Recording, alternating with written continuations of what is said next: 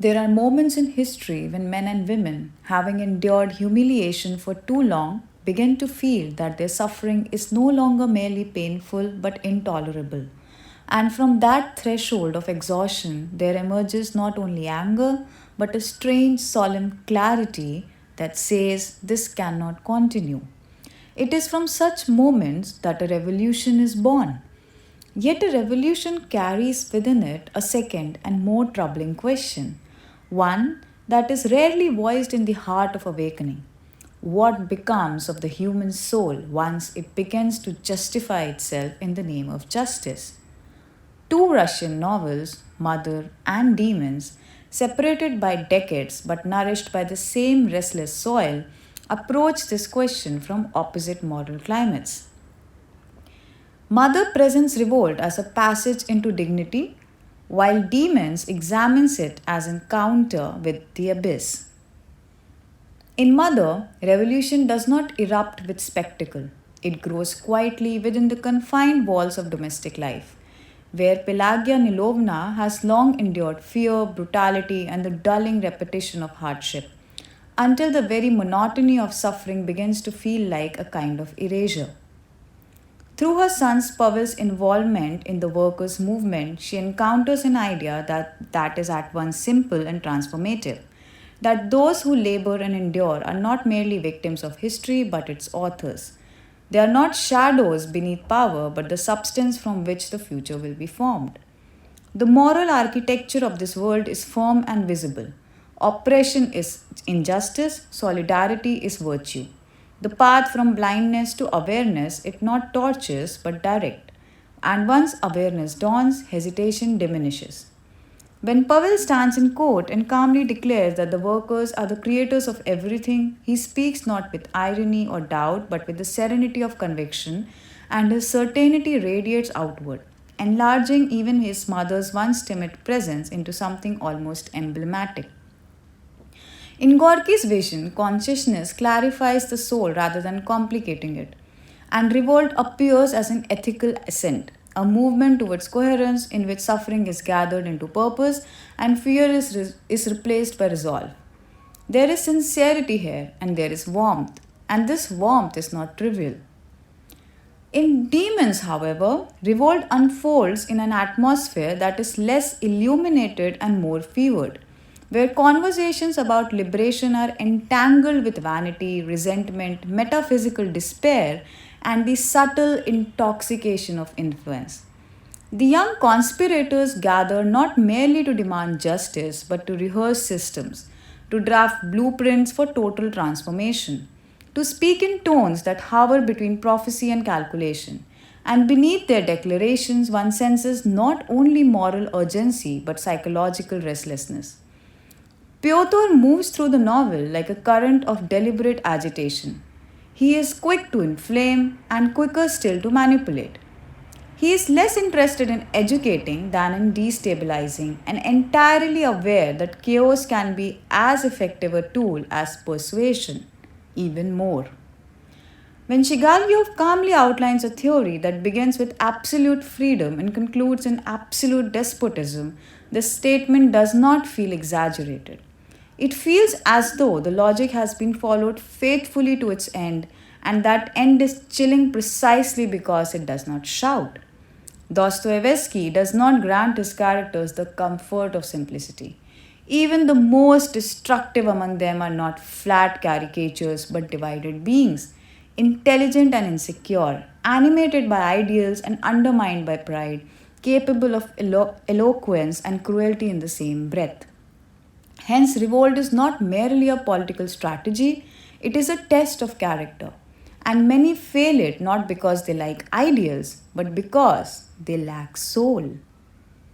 Both novels confront a temptation, perhaps the central temptation of all revolutionary thought, the temptation to believe that history itself can be purified, that injustice, once dismantled, will take with it the moral distortion it has produced.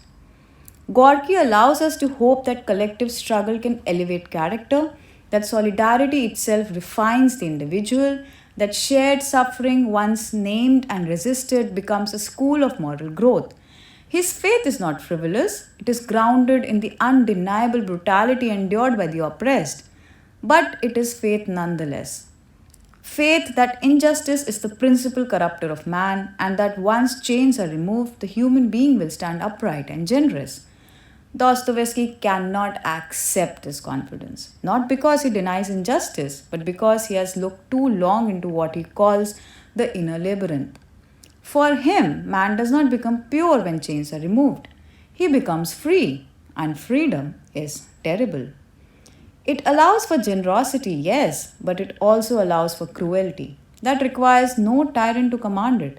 It allows for self deception dressed as righteousness, for ambition clothed in virtue, and for severity which is justified as necessity. The danger, Dostoevsky suggests, lies not in revolt itself, but in the belief that revolt absolves us from moral doubt. That once one fights in the name of justice, one is relieved of the burden of self scrutiny. In Mother, revolt awakens conscience and aligns it with purpose. In Demon, revolt exposes conscience to strain and sometimes to fracture also. Where Gorky offers moral clarity, Dostoevsky insists on moral tension, and tension endures longer than clarity. This contrast sharpens when we consider the two young revolutionaries at the heart of these works. Pavel Vlasov is composed, disciplined, almost austere in his devotion to the cause, believing that education, solidarity, and patience will gradually reshape society and that suffering born with dignity strengthens rather than corrodes the moral core of the individual. Pyotr, by contrast, is kinetic and calculating, convinced that transformation must be accelerated, that pressure must be applied, that hesitation is weakness and instability a necessary stage in creation. Pavel seeks justice within history, while Pyotr seeks to refashion history itself. Pavel trusts that justice will ennoble, while Pyotr behaves as though destruction will purify. History would later present movements that spoke in Pavel's language, that is, equality, fraternity, dignity, while organizing themselves with Pyotr's precision and secrecy. And this conversion is very structural, it is not accidental. It would be unjust to dismiss Gorky's vision, for he captured something real and powerful: the moral hunger of the oppressed, the awakening of collective self respect, the extraordinary courage that arises when ordinary people discover that their suffering is shared. Yet history unfolded with a complexity that resisted moral neatness. Revolution did not divide cleanly into the virtuous and the cruel. They generated purges, rigidities, and silences, often justified in the same language of emancipation that once inspired hope. The rhetoric retained its clarity, the reality acquired ambiguity. In retrospect, Gorky's confidence in moral elevation appears a bit too utopian. Not because the desire for justice was false, but because the human being proved less transparent than optimism assumed. Dostoevsky's unease, his insistence that ideological certainty can harden into severity, that moral simplification precedes coercion, appears less like pessimism and more like psychological realism. Dostoevsky never denied injustice, he doubted innocence. And history, without pronouncing judgment, confirmed that doubt. To dismiss revolt entirely is to reconcile oneself with humiliation, which no conscience should do. Yet to sanctify revolt is to risk forgetting that power, once acquired, alters those who wield it, even when they begin with sincerity. Between resignation and fanaticism lies a narrow and difficult space, a revolt that remembers its limit, that guards against its own intoxication, that refuses to sacrifice doubt on the altar of certainty. Gorky reminds us that dignity must be defended, that silence in the face of injustice is complicity. Dostoevsky reminds us that human soul is deeper than any program and it is much darker than any slogan can admit. Justice must be pursued, but no idea, however radiant, however urgent, should be trusted more than the fragile, contradictory human being who carries it. For revolutions are not made by abstractions, they are made by men, and men are capable of tenderness that redeems and of terror that justifies itself. Thank you.